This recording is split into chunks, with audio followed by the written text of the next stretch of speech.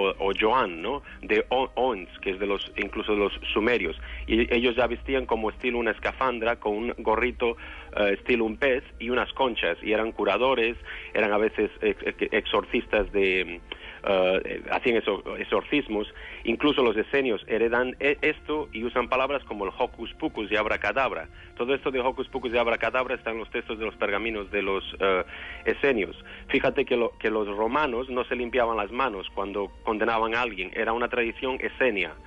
Después tenemos muchos paralelismos con Hadad de Asiria, Hércules de Apolo, como mencionaste, Adonis, Zeus. El propio Jesús de los celtas, de los druidas, ¿no?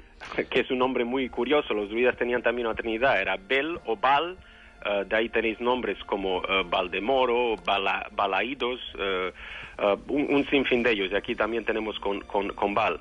Después tienes gente como Atis de Frigia, Mitra, que es el típico, que es casi 50 o 100 años antes, el Baal de Fenicia, Deva de Siam de Tailandia, Horus, que sabes que Horus pues el día 25 digamos resurrecta y tal y cual.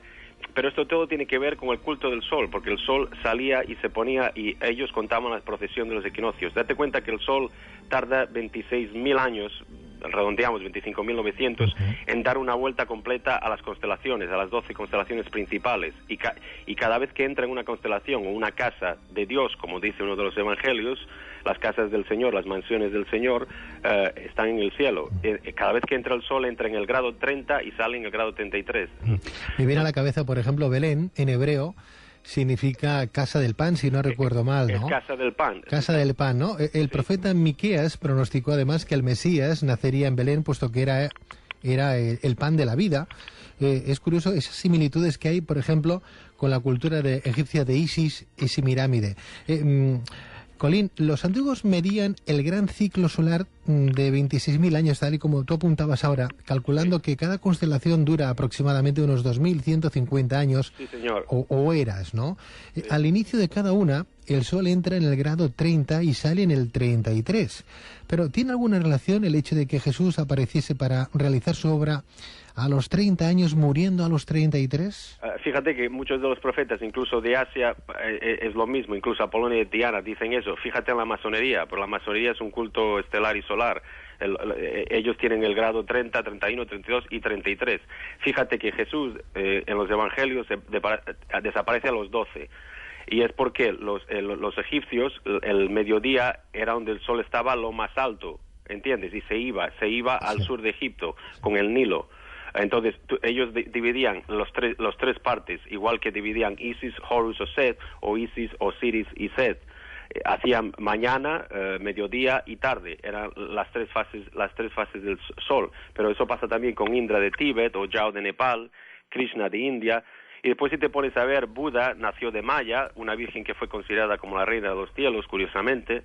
El nombre Maya recuerda demasiado a María.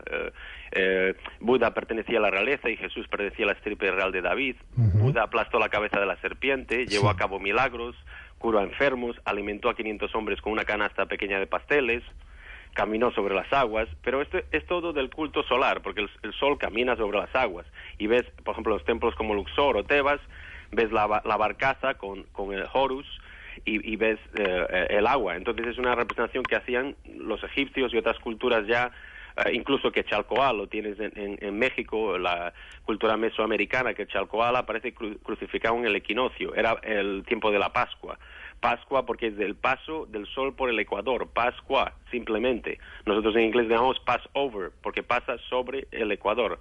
O sea que esto era todo del culto principalmente solar. Horus tenía 12 discípulos. Fíjate que Jesús tiene 12 discípulos. Los esenios tenían un consejo de 12. Fíjate en el cuadro de Da Vinci. Leonardo da Vinci tiene 12 en el cuadro, pero está separado en 4, en grupos de 3, los 3 meses de cada estación, obviamente. Y después tiene, fíjate en el cuadro de Da Vinci, que tiene detrás de Jesús o del sol, tiene 2 torres, y al lado justo tiene María Magdala o Magdalena, porque en el antiguo Egipto Magdala significaba las 2 torres. Porque, Colín, el otro día me preguntaban, bueno, ¿y quién escribió la Biblia? Me decía un buen amigo, ¿no? Y claro, dentro de la Biblia tenemos un montón de libros sagrados, para empezar esos 5 importantes, ¿no? Sí.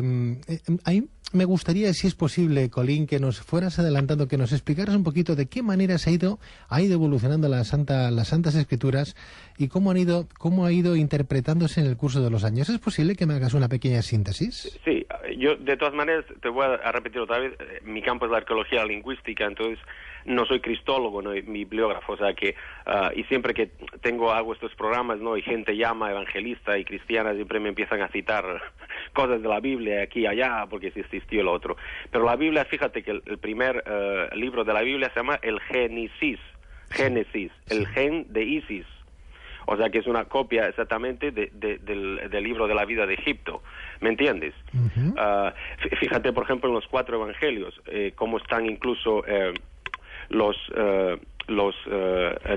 evangelistas, Mateo, Juan, Lucas y Marcos, están representados con signos astrológicos, porque los cristianos, de hecho, en los primeros siglos practicaban la astrología, las 4 disciplinas, astrología, el tarot, la numerología y el cabala.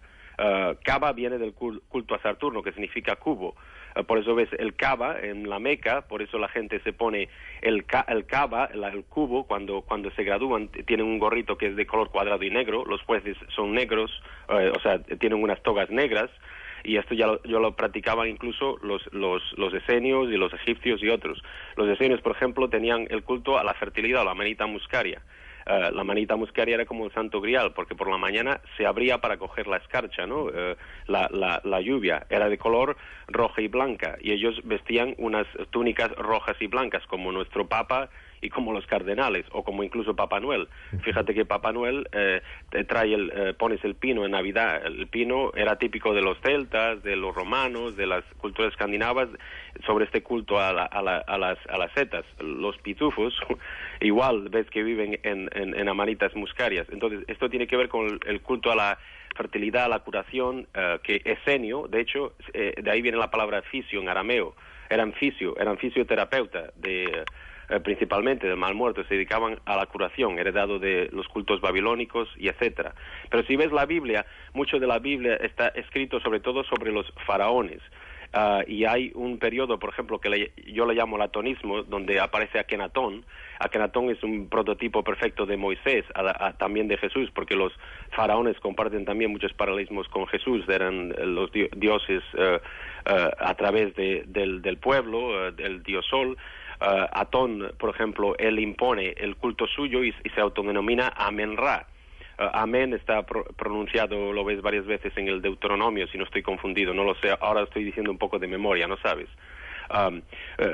Fíjate donde nacen todos estos profetas de la Biblia, incluso Jeremías o Josué, tienen 12 discípulos, Josué es vendido por 20 piezas de plata.